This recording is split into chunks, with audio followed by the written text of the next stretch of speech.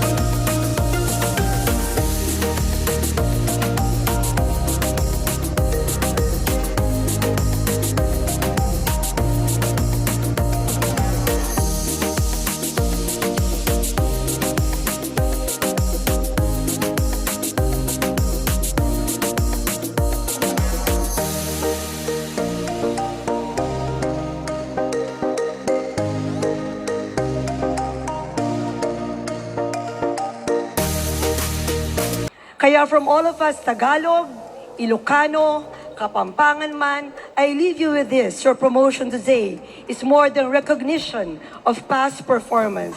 It is a renewed call to serve with even greater purpose. May you continue to spread the light, because when educators rise, our nation rises with them. Congratulations to all our newly promoted teachers and school leaders. Mabuhay ang ating mga guro. And of course, mabuhay ang bagong Pilipinas. Maraming salamat po and welcome to the Rising City. Sa ngalan po ng Lalawigan ng Bulacan, maraming salamat po. Sa karangalang makapiling ang ating minamahal na Pangulo ng ating Republika ng Pilipinas, His Excellency President Ferdinand R. Marcos Jr. Thank you, Mr. President. Kasama po niya ang kalihim ng Kagawaran ng Edukasyon, Secretary Sani Angara. Mahal na Pangulo, mahal na kalihim, again, maligayang pagdating sa lalawigan ng Bulacan. Thank you very much. Sa lahat po ng ating mga naglilingkod, nakasama natin sa paglilingkod, kasama po natin, isang magandang umaga po sa kaling lahat, sa lahat po ng ating mga guro na nagkaroon po ng magandang pagkilala ngayong araw na ito. Congratulations! Maraming salamat po. Kanina nga po, sinabi ko sa mahal na Pangulo, napakaganda ng ginawang ito sapagkat binigyan po ng mataas na pagkilala ang ating mga guro. At last, hindi po ba? Na-promote kayo. Ayan po, kaya bigyan po natin muli ng malakas na palakpak ang ating mahal na Pangulo. Taos puso po kami nagpapasalamat sa inyo, mahal na Pangulong Ferdinand R. Marcos Jr. sa patuloy na pagbibigay prioridad sa edukasyon ng kabataang Pilipino. Sa ilalim po ng inyong administrasyon, tayo ay full support sa mahalagang kakbang tulad ng pagpapalakas ng curriculum, integration ng technology sa mga paaralan, pagpapalawak ng school infra at classroom construction, at pagbibigay diin sa professional development ng ating mga guro. Sa ating mga guro, ang inyong promotion sa ilalim ng Expanded Career Progression System ng DepEd ay patunay na kahusayan, dedikasyon, pagpupunyagi laging may nakaraang gantimpala. At sa mga proyektong ipinagkatiwala ng pamahalang nasyonal sa mahal na lalawigan ng Bulacan, mahal na Pangulo, hindi po kayo mabibigo. Maraming salamat po again. Ang pamahalang panlalawigan ng Bulacan ay lagi pong katuwang ng Department of Education. Kailan lamang ang provincial government ng Bulacan ay lumagda isang memorandum of agreement kasama ang Department of Education at Bulacan State University upang magbigay ng scholarship grants para sa isang daang public school teachers na kumukuha ng kanilang master degree sa ilalim ng aming proyektong tulong pang-edukasyon para sa mga Bulakenyo. Mahal na Pangulo, at sa ating kalihim, nais ko pong ibahagi sa lalawigan ng Bulacan, na sa lalawigan ng Bulacan ay meron tayong isang dalubhasaan na funded and managed by the provincial government, ang Bulacan Polytechnic College, kung saan ay patuloy natin itataguyod at ipaglalaban ng mataas na kalidad ng pampublikong edukasyon para sa maralitang mag-aaral. We are proud to announce na ang BPC ay may impressive track record at passing rate sa licensure exam for professional technical vocational educators sa buong bansa.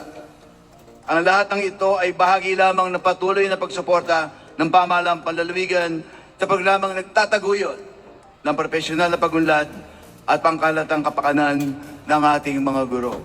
Sa pagharap po natin sa hamon ng sektor ng edukasyon, artificial intelligence, distraction sa social media, mental health crisis, kailangan natin palakasin ang ating mga guro. And at the end of the day, technology will evolve and system may change. But the heart of education will always be the teacher. Maraming salamat po again, Mr. President. Saludo po kami sa inyo. Congratulations po. Magandang araw po sa ating lahat. Muli, Mr. President, lubos ang aming pasasalamat sa DepEd sa inyong pag-aaruga at pagmamahal at pagbibigay pansin sa sektor ng edukasyon. Maraming salamat. Sir, we will call on stage some of our teachers, yung mga long-serving personnel who are nearing retirement and will finally receive their long-deserved promotions. So, bago po natin isagawang oath-taking, Mr. President, tawagin po natin ang ating mga bagong Teacher 4 na dating mga Teacher 1 upang personal na magpasalamat sa inyo, Mr. President. Si Teacher Ligaya Barreras ng Dao Elementary School ng Mabalacat. Wow. Siya po ay 63 years old at nag-antay po siya na 29 years bago ma-promote. Grabe. Si Teacher June Cruz ng Kalulut Integrated School sa San Fernando, 59 years old. 35 years, Mr. President, bago na-promote. Wow. Si Teacher Angelica Marcelo ng Saluysay Integrated School sa May Kawayan, 59 years old. 37 years, Mr. President, bago na-promote.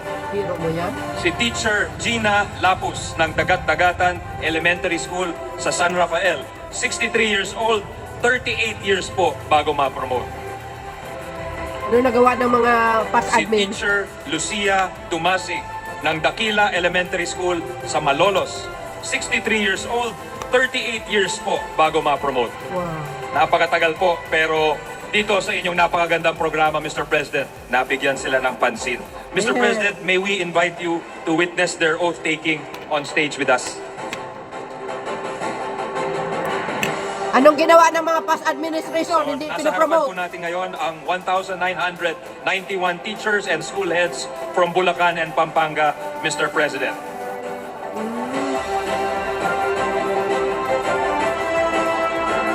Biro mo yan? Thank you, Mr. President, for joining us.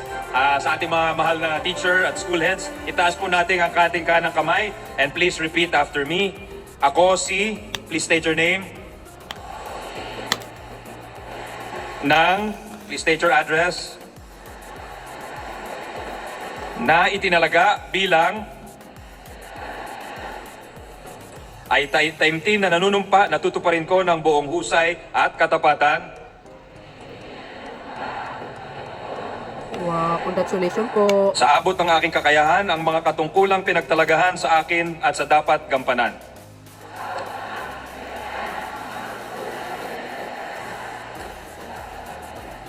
Sa iba pang pagkaraan nito'y gagampanan ko sa ilalim ng Republika ng Pilipinas. PBBM lang sa kalam. Na aking itataguyod at ipagtatanggol ang saligang batas ng Pilipinas. Daming past admin, hindi ginawa yan. Ngayon lang. Wow, thank you, Mr. President. Na tunay na mananalig at tatalima ako rito. Nasusundin ko ang mga batas at mga kautosang legal at mga dekretong pinaiiral.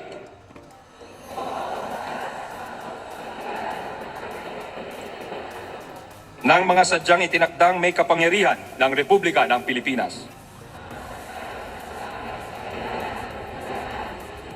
At kusa kong babalikatin ang pananagutang ito nang walang anumang pasubali o hangaring umiwas.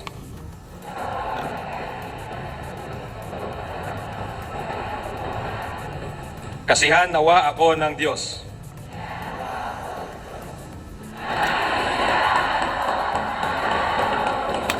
Yay! Muli, congratulations sa inyo at thank you again, Mr. President. Hindi na po natin pahabain para sa kanyang mensahe, the President of the Republic of the Philippines, His Excellency President Ferdinand R. Marcos Jr.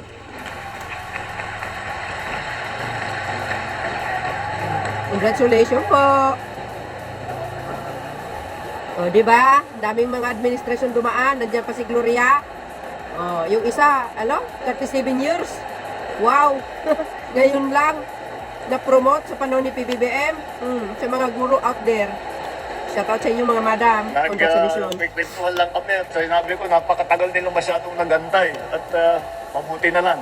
Kayong lahat, para masyadong matagal na nagantay at buti na lang ngayon na buo namin itong programa na ito na suporta sa mga guro. Maraming salamat sa kalihim ng ating DepEd, Secretary Sani Angara. Nandito rin po ang dating Pangulo at ngayon ang 2nd District Representative, Representative Gloria Macapagal Arroyo. Ma'am. San Jose del Monte, Lone District Representative Arturo Robes. And the honorable members of the House of Representatives who are here this morning. Bulacan Provincial Governor Dan Fernando, who also deserves our congratulations dahil napakarami ang nabanggit niyang programa na isinasagawa dito sa kanilang lalawigan. Congratulations with that, Gov. San Jose del Monte City, Mayor Rida Robes and the other local government officials.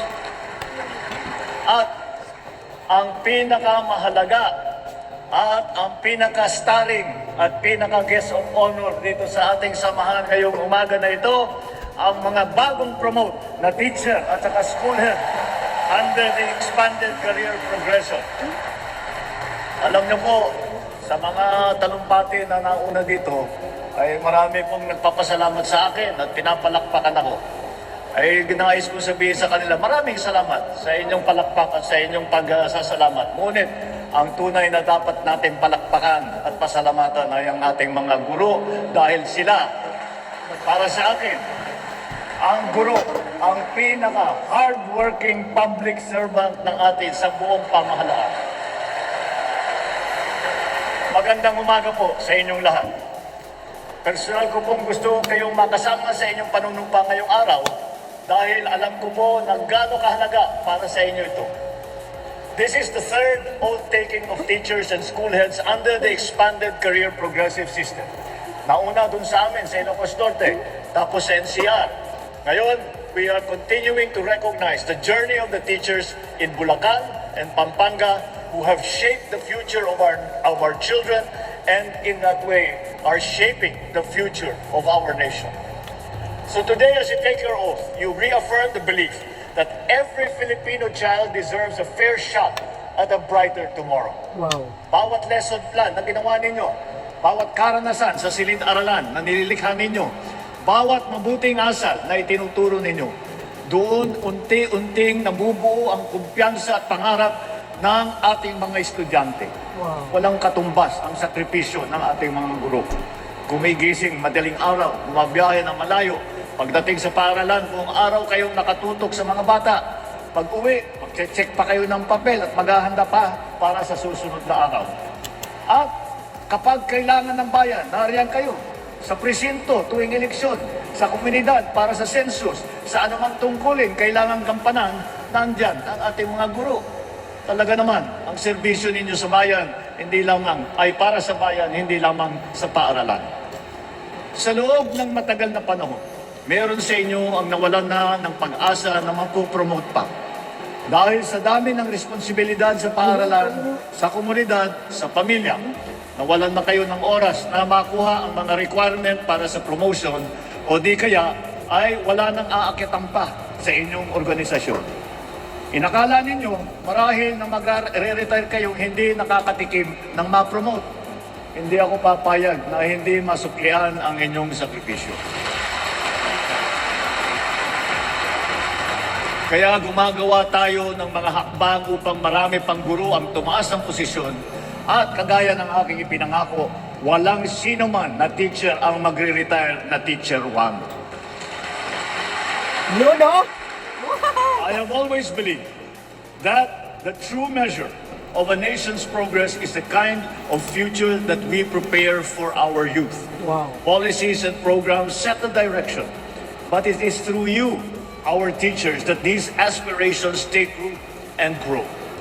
Kahit ilang laptop, artificial intelligence, o ano pang teknolohiya ang gamitin natin, wala pa rin papalit sa pagmamahal, sa malasakit, at sa alaga ng ating mga guro sa inyong mga estudyante. You are the ones who teach them the lessons for work and for life, how to care for others, how to be responsible, how to stand with integrity. These are the foundations of a strong society, and they are built day to day in your classrooms. In this age, many of our challenges require discipline, honesty, empathy, values first learned at home and strengthened in your classrooms through your example. Kaya tanyaan ninyo ako na taus-puso mong pasalamat. Maraming salamat sa inyong lahat, sa inyong dedikasyon at sa inyong malasakit. That is why our responsibility as a government is to stand beside you, making your profession more sustainable, more dignified, and more rewarding. Kagaya ng aking nasabi sa dati, prioridad natin ang edukasyon hanggang matapos ang administrasyong ito. At bilang patunay, naglaan tayo ng mahigit 1.34 trillion pesos para sa sektor ng edukasyon ngayong taon. Katumbas ito ng higit 4% ng ating buong ekonomiya ay nandiyan para sa edukasyon, para suportahan ng guro, para tulungan at alalayan at alagaan ang ating mga kabataan. Alam din natin na sa sobrang dami ng inyong trabaho, minsan nakakalimutan na ninyo kumain o kaya naman lagi kayong puyat. Kadalasan, nawawalan na kayo ng panahon para tingnan ng lagay ng inyong kalusugan. Kaya inilunsad natin ang Yaman ng Kalusugan Program o yung Yakap Karavan. At sa programang ito, ang serbisyong medikal ay ang lalapit na sa inyo. May libreng, kasama po dyan, ang libreng laboratory test, na mga urinalysis, blood work, konsultasyon, gamot, at pagsusuri ng inyong vital signs. Tiniyak din namin na naipamahagi ang Service Recognition Incentive para sa nakaraang taon. Nagdagdag din tayo. Nagdagdag din tayo ng 7.37 billion pesos para makatanggap ng benepisyo ang lahat ng kwalipikadong guro. Bukod pa rito, naibigay na rin ang 10,000 teaching allowance para sa school year 2025 at 2026. Wow. Pati na rin ang 7,000 pisong medical allowance simula noong 2025. Oh. Patuloy din natin pinalalawak ang oportunidad para sa promosyon ng mga guro sa pamamagitan ng pagbubukas ng mas maraming senior position. After all, when our teachers are supported, our students are better served, and our nation moves forward with greater confidence. As you assume a new position today, I hope you carry with you the faces of the students who look up to you, the parents who entrust their children to your care, and the communities that believe in the difference that you make in their lives every single day. Teach not only knowledge, but empathy, not only skills, but character. Because long after the lessons are over, what your students will remember most is how you made them believe in themselves. And that, more than anything else, is how a nation is truly transformed. Congratulations po sa inyong lahat. Maraming salamat at mabuhay ang ating mga guro. Mabuhay ang bagong Pilipinas. Narinig nyo yun, guys? Sabi ko, di ba, kanina, habang outtaking, ang dami ng mga administration na dumaan. Hindi sila na-promote. Yung iba, 30 years plus. Wow! Tumatanda na sila. OMGOS. Nandyan yung dating Pangulo. Ano bang ginagawa na itong mga past administration? Wala man lang nagawa para sa kapakanan ng mga guro. Kung hindi pa lang dumating si Pangulong Marcos Jr., di wala. Kaya 'di ba sabi po natin, ang daming mga magagandang nangyayari sa kanyang pamumuno, yung mga magagandang programa niya, yung magagandang proyekto niya. Ay, nako. O, tapos, ang galing-galing nyo, sasabihin nyo, BBM resign, weh. Talaga lang? Kasi dumating na yung pagkakataon. From teacher 1, bigla naging teacher 4 yan. Hindi ko na nga inaasahan na sa age ko. Kasi 61 na ako, maano pa ako mapapromote. Kaya napakasaya ko. Siyempre, bilang guro, kahit ba masipag yung nagturo, lalo kang magiging inspire na magturo. At kasi nga napakaganda ng kanyang programang ginawa para sa amin. Malasakit siya sa amin. Napakaganda. Ako nga, itutuloy ko na hanggang 65 bago ko mag-retiro Para po sa ating kagalang-galang na Pangulong Ferdinand E. Marcos Jr. at sa ating Secretary Sani Angara, ako po ay taus-pusong nagpapasalamat sa po ng aking pamilya sa napakagandang blessing at oportunidad na binigay nyo hindi lang sa akin kundi sa iba pang mga guro. Nawa po ay lalo po kayo pagpalain ng ating Panginoon Diyos. Thank you so much po. It will be my first time to take this opportunity after 29 years of service in the public school, 13 years in the private school, a total of 43 years in the teaching profession. Actually, 2025 was the happiest year for me because it is under the expanded career program that I was promoted as teacher 4. Wow. And siguro mas gagalingan ko pa ang aking mission para sa mga bata, para sa mga learners. Okay, to our dear President, President Bongbong Marcos, maraming salamat po sa mga suporta at programang binibigay nyo sa aming kaguruan. Sobrang naligaya namin dito sa Bulacan at Pampanga, dito sa blessing, napakalaking blessing ang binigay ni Lord sa pamamagitan ng ating Pangulong Bongbong Marcos at ang ating Secretary of Education, Sani Angara. Nakita ko sa mga guro kung paano sila umiyak dahil sa mahabang panahon na hindi sila napopromote. No? Merong 30 years, 40 years na teacher 1 at hindi nila inakala na dito sa ECP, mapopromote sila kaagad ng teacher 3 at teacher 4. Talagang napakalaking tulong sa ating mga guro na talagang nagsakripisyo naman ng mahabang panahon para sa paglilingkod sa ating mga kabataan. 10 years din po ako na third level ng assistant superintendent at 28 years in public service as public school teacher.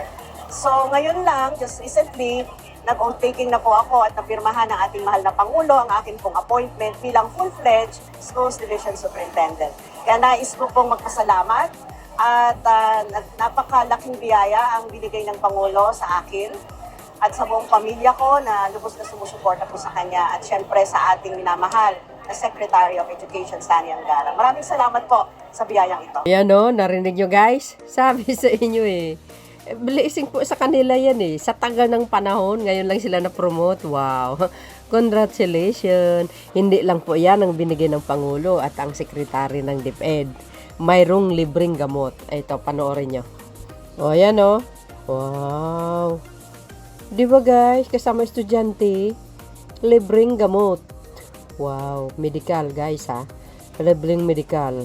So I think not only the teachers, ang libreng medicals pati yung mga bata and of course mga magulang ng mga bata. O di ba? Galing talaga ng Pangulo. Pakinggan nga natin si Madam. Ito po ma'am, masaya po kasi kahit paano ibinaba po yung yakap program dito po sa eskwelahan. Hindi na po pupunta pa yung mga magulang or sabihin natin maghahanap paano ba ang gagawin. Alam po nila pero mas marami pa rin po yung hindi nakakaalam ng yakap program po ni Presidente. Pero dahil nandito na siya sa eskwelahan, mas madali po, di po ba? At saka hindi na yung pagtatanong po paano, at least meron po mag-guide sa kanila paano sila makaka-register. And then para po ipaliwanag din sa kanila ano po ba yung kagandahan ng yakap program. Ganon din po yung sa mga kabataan kasi po parang kasama rin po yung mga bata dito sa yakap program Ano po. So malaking tulong po yun para sa aming mga estudyante. Sa tingin po namin, napaprioritize naman po. Kasi po doon sa feeding program, tapos ito pa po yung yakap. So, yung pong kalusugan po ng mga guro, ng mga kabataan, ay napapahalagahan. So, malaking tulong po yun. Kasi sabi nga po natin, yung sound body with a sound mind, di po ba? Mas malaki po yung tulong para sa kabataan. Ang hirap ng pumapasok ang mga bata natin na merong nararamdaman, kumakalaman ang tiyan. Pero dahil po sa feeding program at saka dito po sa yakap na to, mas magaan po para sa aming mga guro na yung pagtuturo po namin kasi kahit paano po mabilis yung utak ng bata di po ba? Merong yung nutrisyon, di po ba? Sa katawan at saka sa isipan. So madali po yung magaan po yung pagtuturo. Yung learning po nandun kagad. Kay Pangulong PBBM, Ferdinand Marcos po, Jr., maraming salamat po at ganoon din po kay Secretary Sani Angara sa pagbaba po ng mga programs para sa aming mga guro at mga kabataan. Malaking tulong po ito para sa aming paaralan, hindi lang sa aming paaralan, sa buong Pilipinas po at higit sa lahat ng mga kabataang. Para po talaga sa amin, malaking tulong po talaga yun. Hindi na po gagastos tulad sa iba po na Tsaka maganda rin po talaga yung mabilis po yung servisyo nila na binigay. Nagpapasalamat po kay President po na nagkaroon po siya ng ganitong gawa po. Maraming salamat po at sa lahat po. Maraming salamat kasi napili itong school namin. Ang tagal ko dito na yung anak ko kasi pagkatapos ng isa, yun namang isa, medyo magkalayo ang gap. Pero ngayon ko lang na-experience na may napunta ditong ganito. Kaya sabi ko, thank you. Sabi ko, sa dami ng eskwelahan, ba't ito ang napuntahan? Sabi ko, malaking thank you talaga. Maraming salamat po, Pangulong Marcos, at napili po ang eskwelahan namin na maanuhan nitong Yakap Caravan na to. Kasi talagang maraming tao dito, lalo na itong area ng proper na to, napakarami po talagang hindi nakakalam kung may sakit o wala. Pero dahil Minuyan, dami-dami na po yan Pero talagang malaking bagay po dito sa mga nakatira dito na magkaroon ng ganito na ng PhilHealth ng Yakap Caravan. Wow. Masaya po kasi nabigyan po kami ng opportunity yung school namin, nabigyan po ng opportunity na mapuntahan po and then magkaroon po ng libreng check-up ng teaching personnel po. So masaya po kami dahil bukod po sa amin, din yung mga kids po, yung mga bata is pwede rin po silang i-check up. So nakakatuwa po na meron pong opportunity na dumating sa amin na ganito po. Lalong-lalo na po sa may mga malayo po, sila na po yung pumunta dito. Sa po namin ngayon based na experience namin kasi, palagay namin okay naman. Kasi napagtuunan yung health. Kasi hindi naman po lahat talaga kayang mag-provide ng ganito. Thank you po, Pangulong Marcos. Thank you po sa suporta din po sa bawat po school na nabibigyan ng opportunity. Maraming salamat po sa tulong ninyo. Isa po itong karangalan sa school namin, sa Minuyan Elementary School sa San Jose del Monte, na mapuntahan po kami. Maraming salamat po and God bless. Di ba guys, ang ganda? Wow, social. Yan pala yung yakap program ng Pangulo. Another na naman yan guys, magandang programa ng Marcos Administration. O, di ba? Bukod pa sa promotion ng mga teachers, ayan, may pasulubong ang Pangulo, sabi ko. Ayan, yung yakap program, libreng medical sa lahat. Na, kakaiba ito guys. Ha? Ang galing talaga.